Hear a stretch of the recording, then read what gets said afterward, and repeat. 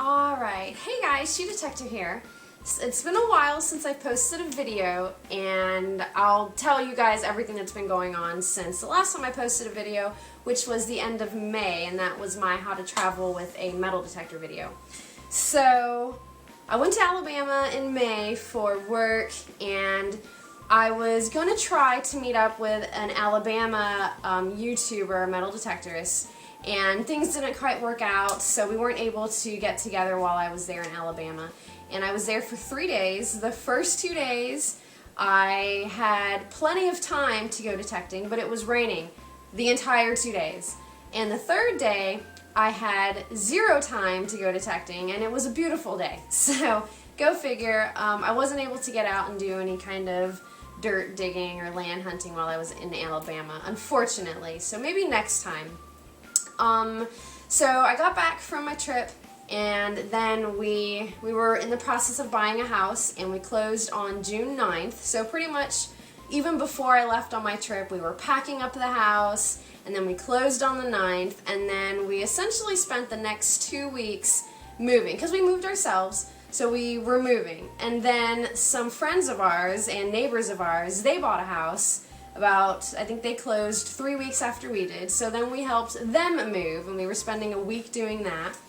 And so that pretty much took care of the entire month of June. I had 0 time to do anything. We hardly even went on the boat. I think we went on the boat once in June. Actually, no, I don't think we did at all. Okay, so that takes us into July. July, we had the 4th of July holiday, and that same week at work we had our annual conference, and that's pretty much a week-long event. So I was super swamped with work, and our conference was actually in Fort Lauderdale, and I was hoping maybe I can do some Treasure Coast detecting, and I was not able to. So that pretty much takes us into, that's the whole first week of July. And then July 10th is when we left for our super secret trip, the one that requires the passports. So that's pretty much what I'm going to talk about for this video. There's going to be 0 metal detecting in this video, so if you're here for that, sorry, wait till the next one. Okay, so the big reveal, our trip, our super secret trip, was to Bimini, Bahamas. Woo, the Bahamas! I've never been out of the country before. This was my first time outside of the United States, and it was to the Bahamas. And I have this map up. You might be wondering, why is that map up? I have this map up because you can actually see the Bimini Islands on here, and I'll zoom in and show it to you guys. But the kicker for this trip is that we took our boat to Bimini. We did not fly, we did not take a ferry, we did not go on a cruise ship, we took our boat. So, I put the map up, 1, because I got it from Calico, and it's amazing, and it has a bunch of shipwrecks on it, but 2, I figured we are now seafaring folk, or seafaring individuals. I need to put up the map because we are boat people, like official boat people. I mean, we've had a boat for years and years and years, but we've never taken it in the ocean. We've been in the Gulf, kinda. We've never been more than like 2 miles offshore, if even that. I feel like even 2 miles is a stretch. But this time, it was huge, so I'm gonna put the map up. There it is. So let me go ahead and zoom in and show you guys the Bimini Islands.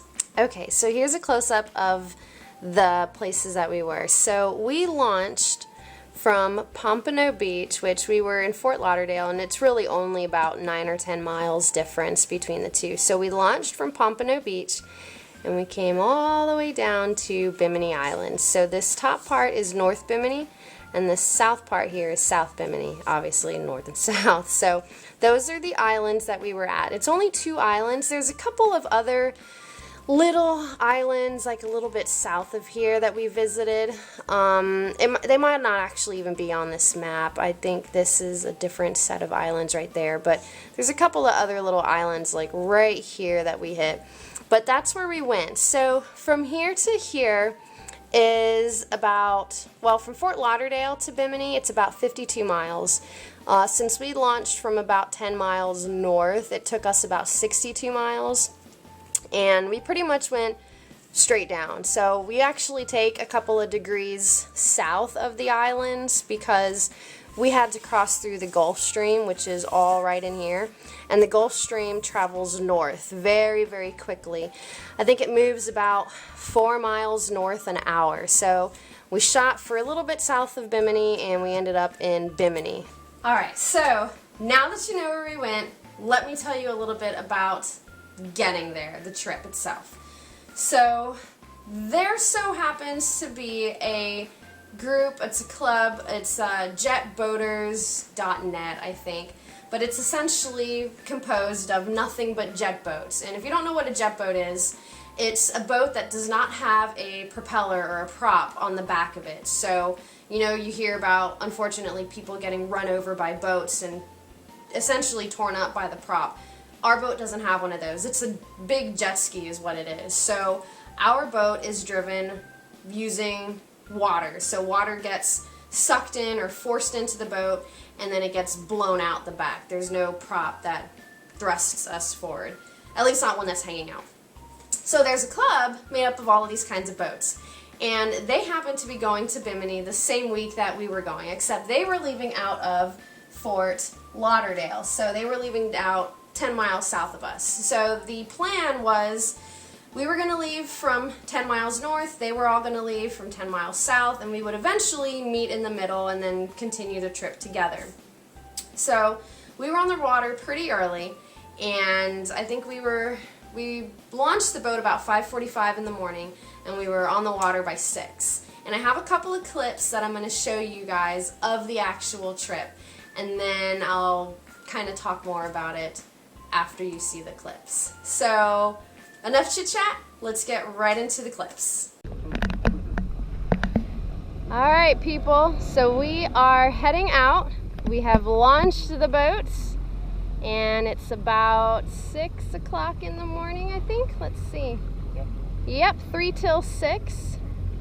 And you probably can't really tell in the camera, but right there is a big, gigantic, dark cloud storm looking thing with lightning, and I'm pretty sure you saw that. I'm pretty sure that's where we're driving into. So, yeah. Alright, Bimini Bahamas 2017, and Bodie McBoatface is making the trip from Fort Lauderdale, Florida. Alright, so it's about 6:15 or so, I think, and we are coming out of, I believe this is the Hillsborough Inlet. There's the lighthouse there, and over there is the ocean, and all of that lightning. That's where we're headed.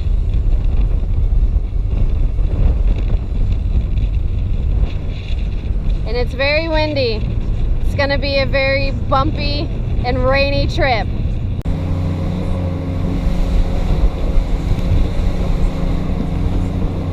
Alright, so we are making our way out to Bimini, and it's pretty rough. I would say we've got 3, maybe 4 foot seas.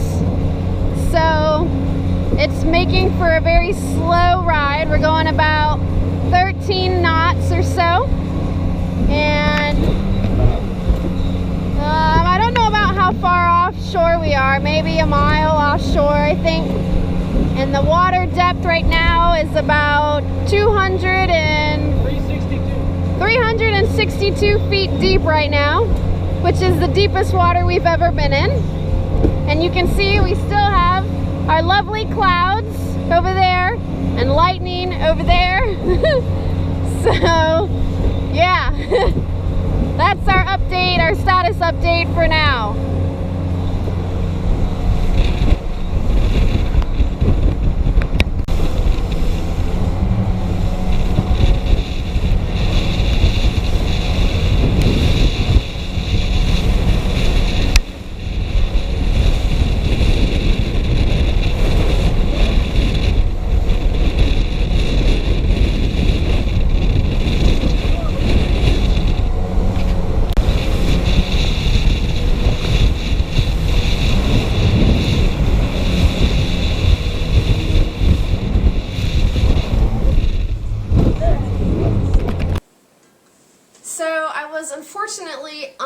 to get any more clips than that. And the reason being is because it got much more rough. So when we started out, we were having about 4-foot seas, which is bad if you're in a 24-foot boat, which ours is a 24-foot boat.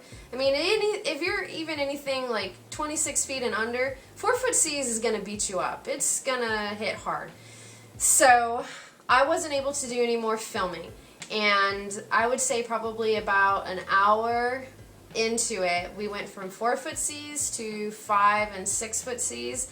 And there were a couple of times that we had 10-foot waves.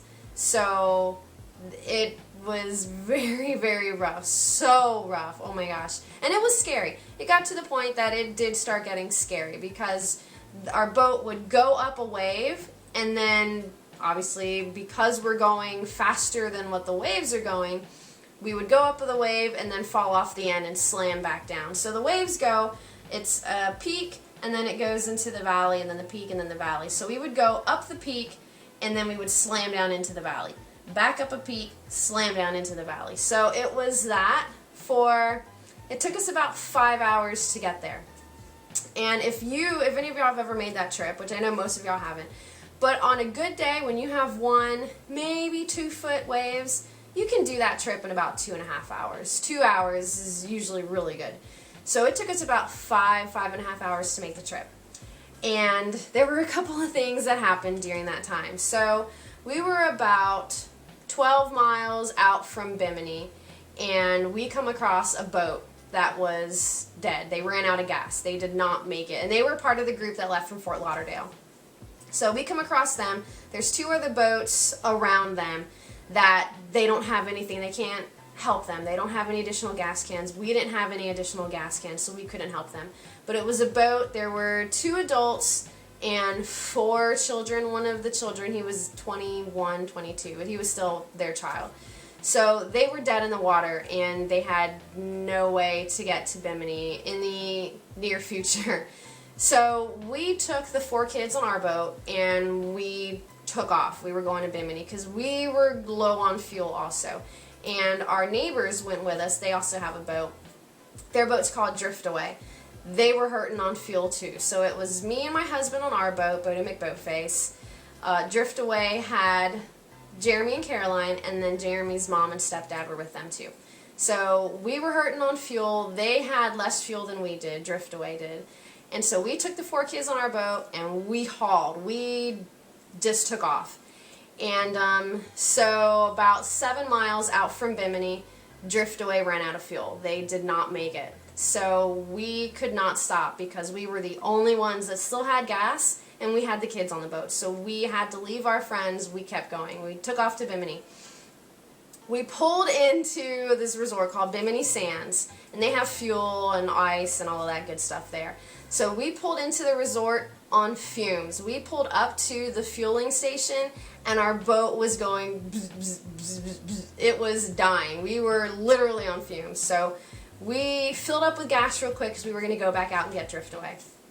So we filled up with gas, and then another boat told us, hey, Driftaway got fuel from somebody. They're on their way back in. We said, oh, awesome, great. So we had a handheld VHS radio, but it was, I mean, when you're miles and miles apart, it was not enough for us to be able to communicate with Driftaway from that many miles apart. It's maybe got 1-2 mile range, and that's not very good. We didn't know that first trip, first time, we were newbies.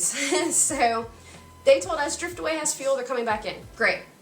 So we go ahead and go through customs, because you have to go through customs, passport, all of that stuff. So we go through customs, and we're done maybe like an hour later, and we're sitting there and we're wondering, where's Driftaway? They should be here by now. They weren't that far out. They were only about 7 miles out when they died. It shouldn't take them that long to get here. So an hour, and we start trying to hail them on the radio. We were like, if they're close, they should be able to pick us up. We were not able to reach them. So finally, it's about 2 hours that we've not seen them yet. And in between the hour and 2 hours, we started going out on the boat, back out into the water to try and find them, because we thought, well, maybe they didn't come here. Maybe they went to the other custom station. Maybe they went to the house that we're staying at. We're not sure. So we started looking for them, and we couldn't find them. So finally, we go back to the fueling station. I meet up with some guy there and I say, hey, look, we've got a boat that's not come back in yet. Can I borrow some gas cans? So I was able to get 5-gallon can from him and I think a 2-gallon can from him. So we had 7 gallons of gas. So we go out. This is about 2.5 hours later. We're kind of starting to get a little concerned because no one's seen them, no one's heard from them.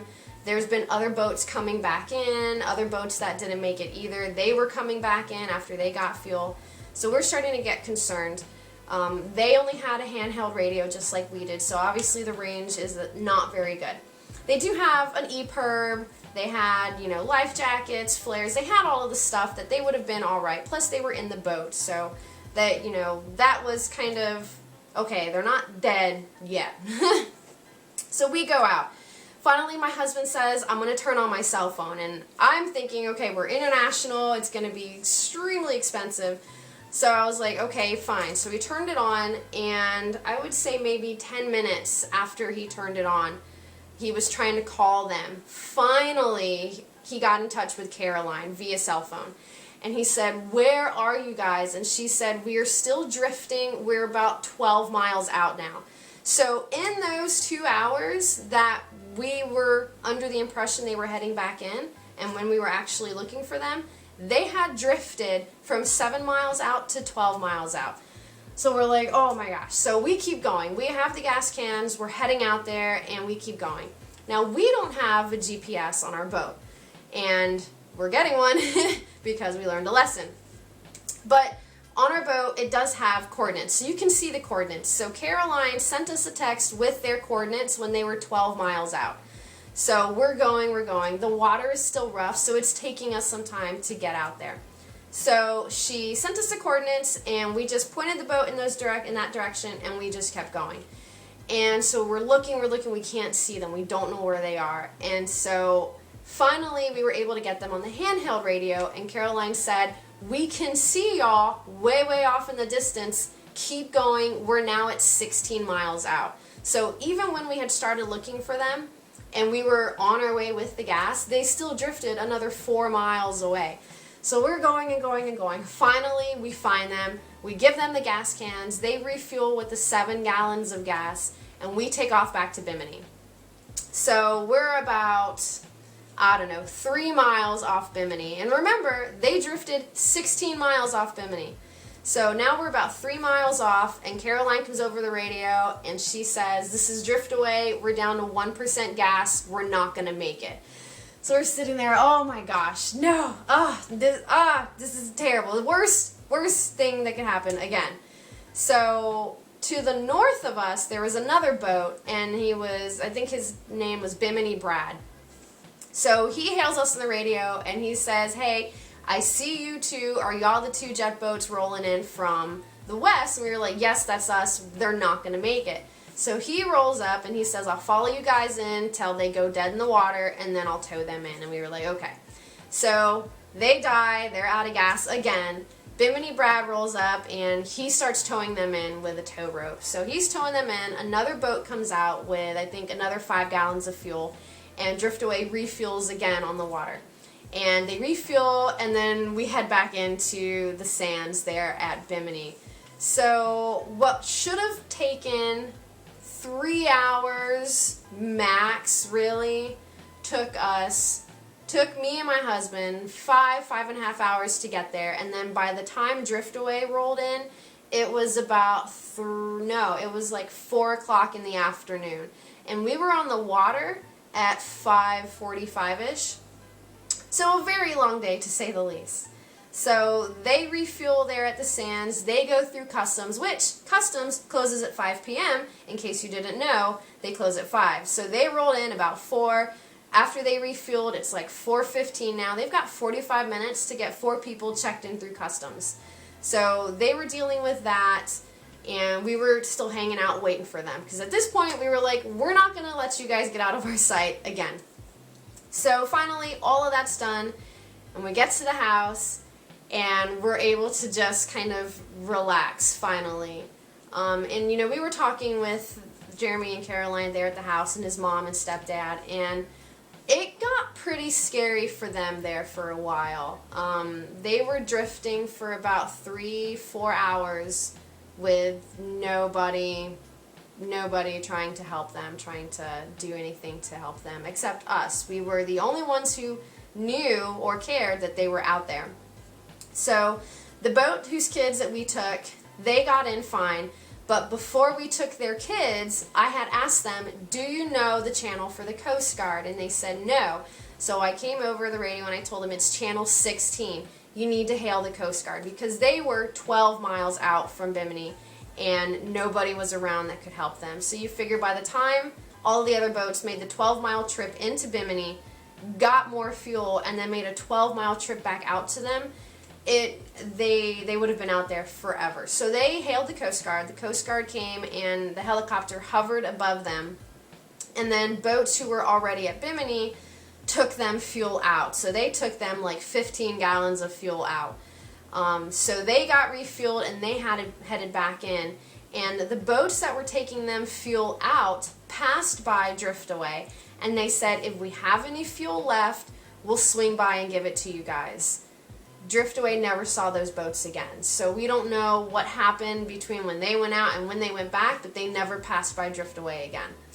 So yeah, so they were out there for about 3-4 hours drifting without seeing any other boats, and then finally they saw us on the horizon.